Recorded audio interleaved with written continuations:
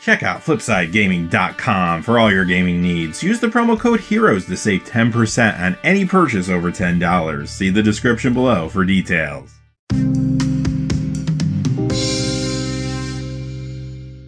Hey there, this is John from Heroes and Legends, and welcome to this special edition of the Magic the Gathering Market Watch, where today we're going to check in on the price trends for Ravnica Allegiance cards. Now that we're about 2 weeks out from the release, we've seen a couple weekends of competitive play, and some of the price points are beginning to stabilize. Some cards are still spiking right now, though, because of the play from last weekend.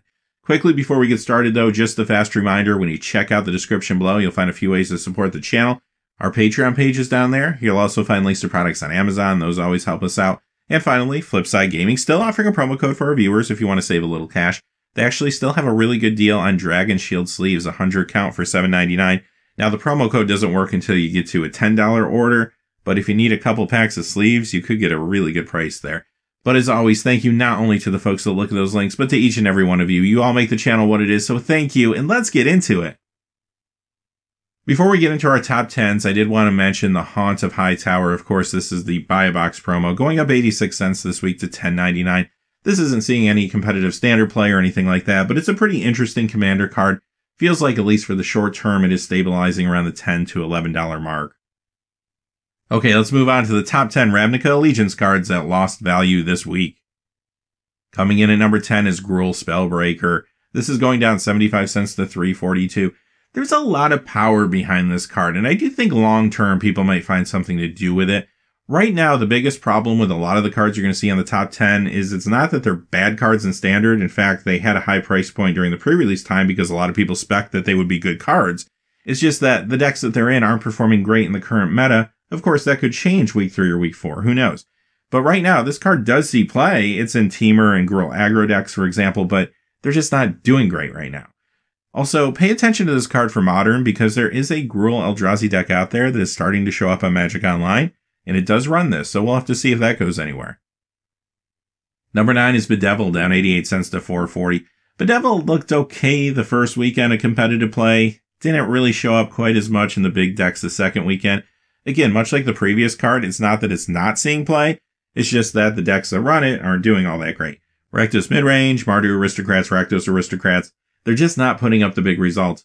Now, this card could get better in the future, especially when we get to rotation again and we lose Vraska's Contempt. I could see at that point maybe more decks running this. Number 8 is Dovin Grand Arbiter, down 97 cents to $7.99. Week 1, I think a lot of people were surprised by the Esper midrange deck performing really well, running a couple copies of this in the main. However, we didn't really see a repeat of that in week 2, and because of that, Dovin loses quite a bit of value actually this week. I don't know if it's going to find a permanent home in Standard as the format evolves or not, but I will say this, another card to keep an eye on in the world of Modern. I have seen Azoria Spirit decks running one of these in the sideboard here or there. Number 7 is Electro Dominance, down $1.11 to $4.37.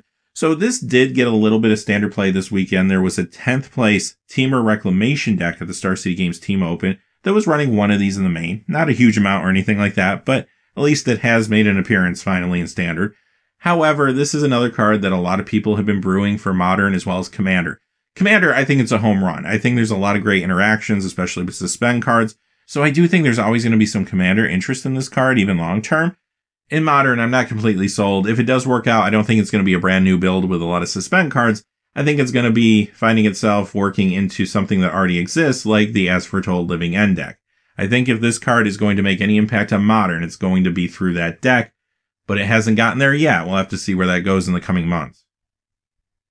Number 6 is Growth Chamber Guardian, down $1.19 to $5.50.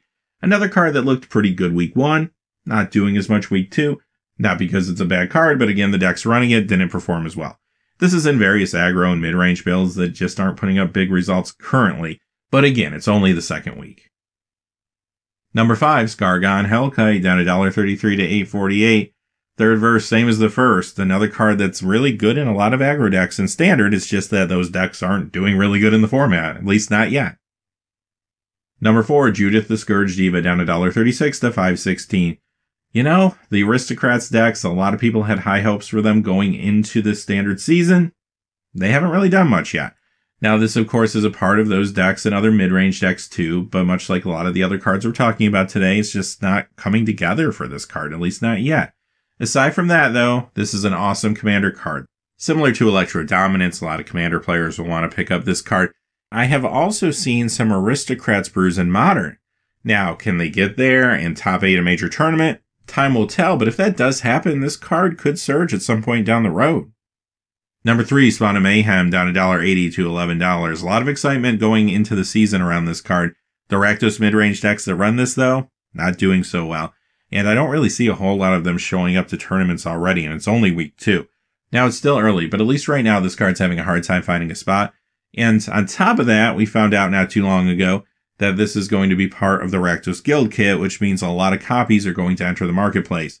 Don't spend $11 for this. Wait a few weeks, it's going to be a lot cheaper. Number 2, Angel of Grace, down $2.48 to $8.45. Week 1, this looked great in the BAT mid-range deck. There were 4 copies of it in the main there. But week 2, we didn't see the same impact from that deck. With that being said, though, the card didn't disappear. There was a BAT Nexus deck that came in 7th place at the Star City Games Team Open that was running one of these in the sideboard. Not a lot of presence, though, when you look at the top 8s last weekend. Because of that, it loses a lot of value unless something changes, and maybe that BAT mid-range deck makes a comeback next week or something like that. This card is going to lose a lot of value. Number 1, Domri Chaos Bringer goes down $2.12 to $9.75, and this falls victim to the same problem a lot of other cards have had. This is awesome in the Gruul aggro builds. Those builds just aren't quite getting there, at least not yet. Okay, let's move on to the top 10 Ravnica Allegiance cards that have gained value this week. I actually have a tie for number 10, so this is the first of the 2. Persistent Petitioners goes up 12 cents to $1.39. Not really seeing standard or modern play or anything like that at this point, but a lot of commander players are brewing some mill decks around this. Here's our second part to number 10. Blood Crypt goes up 12 cents to $8.99. Now, we are in that time period where a lot of people, if they don't already have the shock lands that came out in this set, they might try to pick them up if they're early engagers in the standard format. So I just want to have play sets of all of these because if I'm a hardcore standard player, I know I'm going to need them at some point. So you do see a lot of interest in these generally over the first few weeks of their release. With that being said, as time goes on, they will calm down a little bit, but you're going to see 3 more of the shock lands on our list today that are moving more than this one. Now let's talk about Blood Crypt in particular. You're not seeing a ton of successful decks right now running it. Again, it's in a lot of those decks that aren't doing as well. Some of the Rakdos and Mardu builds, for example. With that being said, though, this is an extremely hot card for Modern right now. I mean, all the Shocklands see play in Modern, but this one is in some really big decks. Grixis Death Shadow, Dredge, Jund, Hollow One, Mardu Pyromancer, just to name a few. Number 9, Light Up the Stage. This one's an uncommon going up 23 cents to $2.12. That's saying something. Now, uncommons pretty much flood the market as people open packs, right? But there's so much interest in this card that it's still going up in value. Now, it will stabilize soon as more copies get out there, obviously faster than any rare or mythic will. But it is a card that is not only seeing standard play, but also a lot of modern play. Now, if you look at the Star City Games Classic standard event last weekend, there was a 5th place mono red aggro deck running 4 copies of this. But I'm really interested in modern. Go to the Team Open event. The modern decks those top 8 teams are playing. 2nd place, mono red Phoenix deck running 4 of these. 8th place, a burn deck running 4 of these. The Modern Classic, 4th place was a burn deck running 3 of these. This card is definitely worth keeping an eye on long term. Number 8, another uncommon, Terramander, up 27 cents to $1.15, and another highly played, very powerful card. Not only in standard, but this card is already seeing legacy play.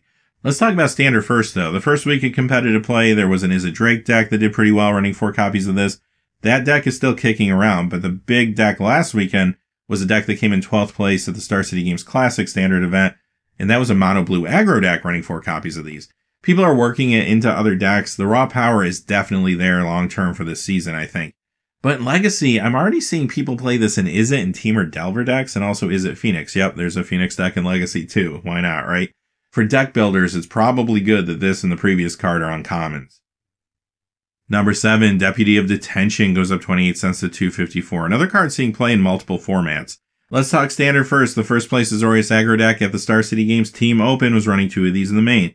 That same event had a Bant Nexus deck in 7th place running 2 of these in the side. Now in the Star City Games Classic Standard event, in 2nd place there was an Azorius aggro deck running 4 copies of this in the main. Outside of Standard, this is doing some stuff as well. Modern, Bant and Azorius Spirits, I've been seeing 2 or 3 copies in the main. There's also a Vannifar deck out there, which I don't know if it's going to get anywhere, but there's usually a copy of this there too. Legacy, I've seen this in the sideboard as a one of in Humans builds. It's not a human, but it's still pretty good. And in Vintage, I've seen a copy of this in Survival in the main. So this is another card to watch long term. This one's actually a rare though.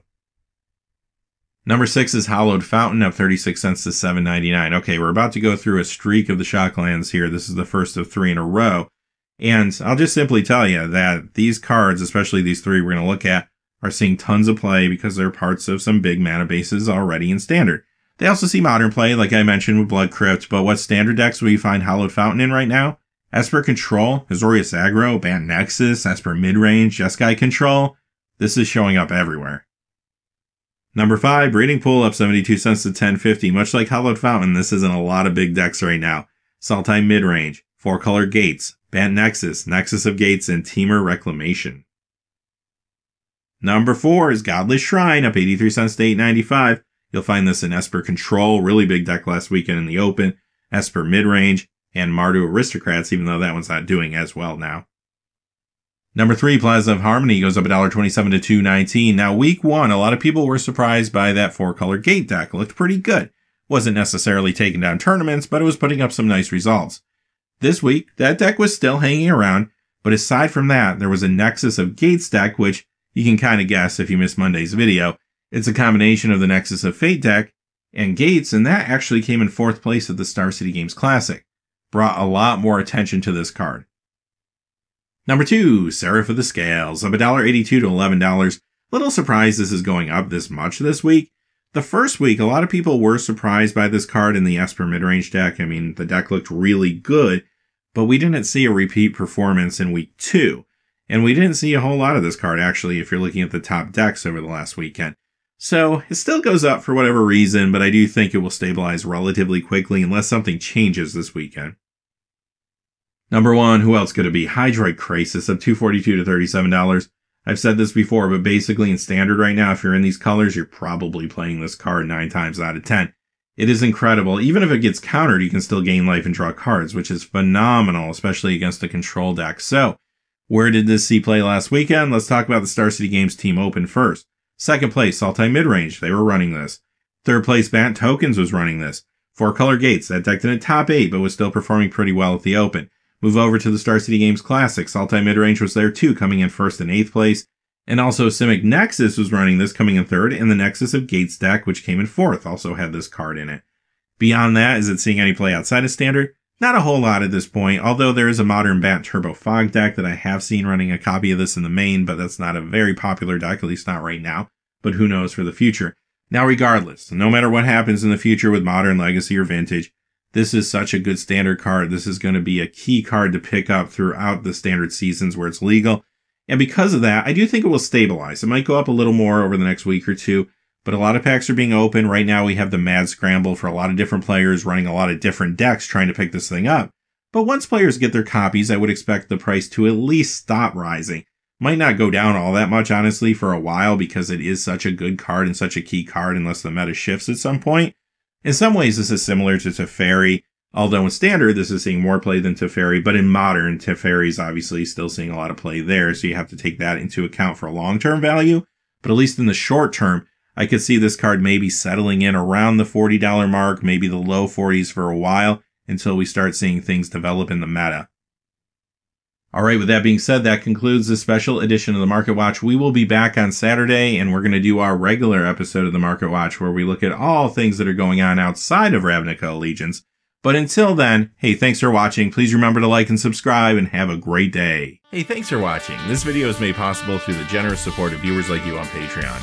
Check out the description below for links to our Patreon page, as well as our Amazon affiliate store, where a small percentage of all sales will also help support the channel. Finally, if you haven't had a chance yet to subscribe, hit that subscribe button so you don't miss any of the new videos on Heroes and Legends. Talk to you again soon, and have a great day.